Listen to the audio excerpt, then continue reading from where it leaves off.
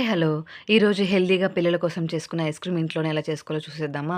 ముందుగా ఒక గ్లాస్ పాలు తీసుకొని చిక్కటి పాలు తీసుకొని గ్యాస్ వెలిగించుకొని ఒక బౌల్‌లో పోసుకొని రెడీగా పెట్టుకున్నానండి. పాలు మరుగుతూ ఉన్నాయి. మరిగేటప్పుడే నేను ముందుగా బిస్కెట్స్, జీడిపప్పు, బాదం పప్పు తీసుకున్నాను ఒక బౌల్‌లో. ఆ బౌల్‌లో ఈ మరిగే పాలను పోసుకొని ఒక 10 మినిట్స్ పక్కన పెట్టుకోవాలి. అలాగే కార్న్ ఫ్లోర్ తీసుకొని ఒక స్పూన్ కార్న్ ఫ్లోర్ తీసుకొని దాంట్లో కూడా పాలు పోసుకొని ముందుగానే కరిగించి పెట్టుకోవాలి కలుపుకొని.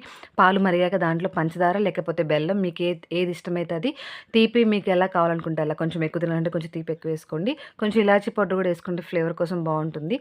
ఇలా బెల్లం అయితే బెల్లం, పంచదార అయితే పంచదార కరిగాక పాలల్లో మనం ముందుగా కలుపుకున్న మిక్సీ పట్టుకున్నాం కదా! బిస్కెట్లు, జీడిపప్పు, బాదం పప్పు మిక్సీ పట్టుకోవాలి.